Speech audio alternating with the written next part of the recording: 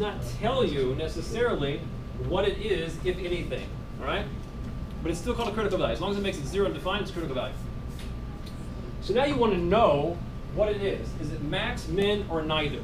Okay? So this is called first derivative test. We're going to do the first derivative test.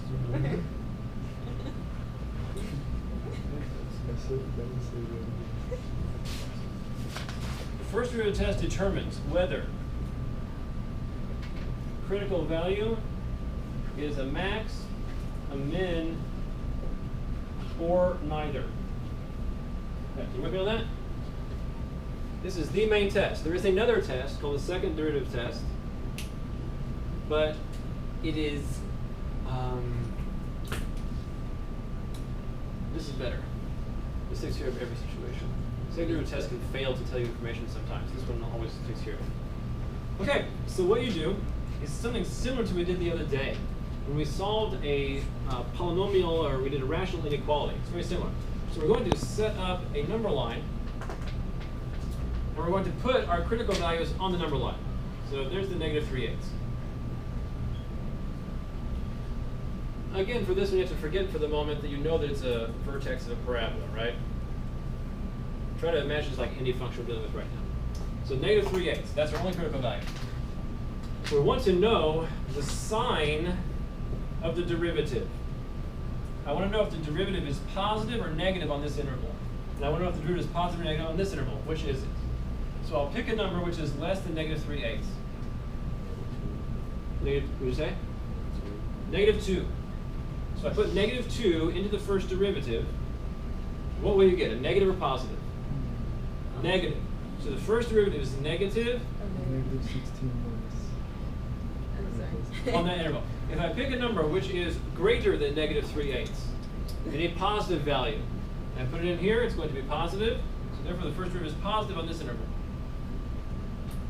All right, here's the main result. If you have a critical value and the first derivative changes sign at that critical value, then it's a max or min. Wait, what did you, can you repeat that? If you have a critical value, Yeah. meaning a number which made the first derivative 0 or undefined, it's a critical values, right? It makes the first derivative 0 undefined. You have that already in your hip pocket. And now you're checking what's going on around it. How is the derivative acting around this number, right, for the function? Well, under a little test here, the first derivative changes sign. It goes negative. Right at this location, it goes to 0, right? So it's passing through a horizontal tangent. Before it went through the horizontal tangent, it was negative.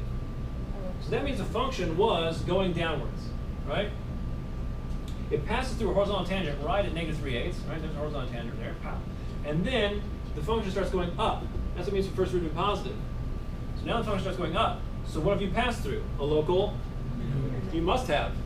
There's no bones about it. You must pass through the local minimum. Okay? So if the derivative changes sign at your critical value, it is a max or a min. If it goes from negative to positive, it's a min. If it goes from positive to negative, it's a max. All right? The way to think about it is a negative first derivative implies that f, the original function, is decreasing when it's negative, and the function is increasing when the first derivative is positive. That's really important to remember.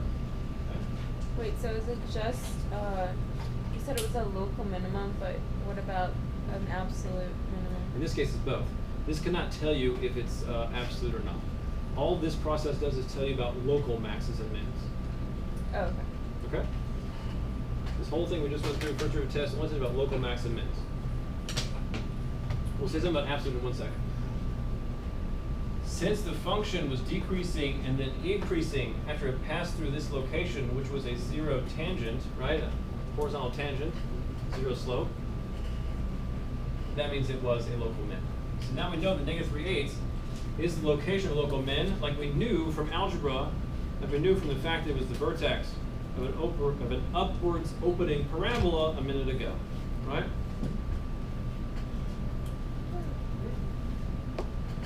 So the rule is, if C is a critical value,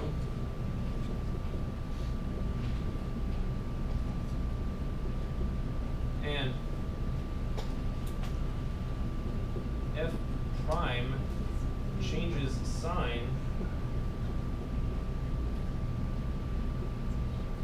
as f passes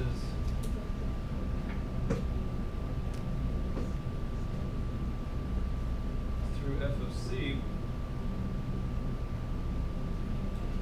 then c is the location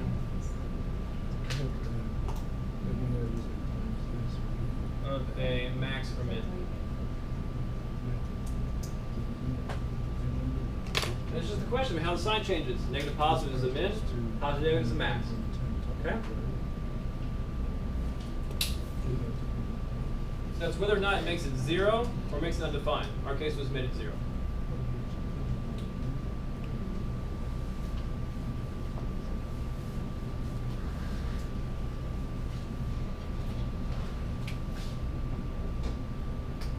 If f prime is negative on an interval, then f is decreasing. The function is going downwards on that interval.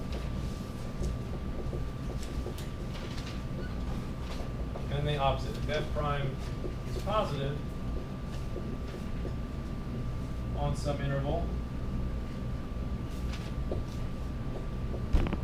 then f is increasing on that interval. Okay. So that you should know anyway. And I was using that result to tell you about the first derivative test. You can just remember about how the sign changes. Negative positive is min and positive negative is max. It's better to think about what the function is really doing, right? The function is going down and then went up after it passed through a horizontal tangent, or it was going up and then went down after passing through a horizontal tangent. Okay? It's good to think about what the function is doing, not to memorize the words of the rules. Okay, so the last thing for 4.1, I may have moved a little to 4.2 as well, just to make this more efficient. The last thing is what's called the extreme value theorem. So the extreme value theorem is about finding those absolute maximum mins. Extreme value theorem. This has one qualification though. If f of x is continuous on a closed interval,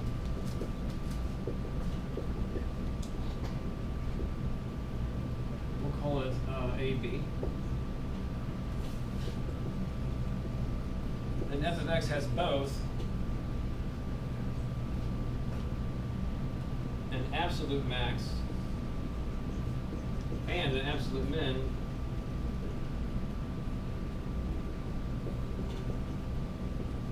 on AB.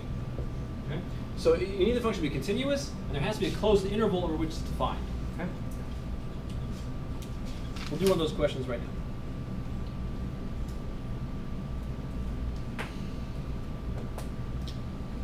What's the most straightforward one possible? Or just go ahead to something more reasonable? Say it again? Do you want the most straightforward question for this problem right now? Or something that's like a little more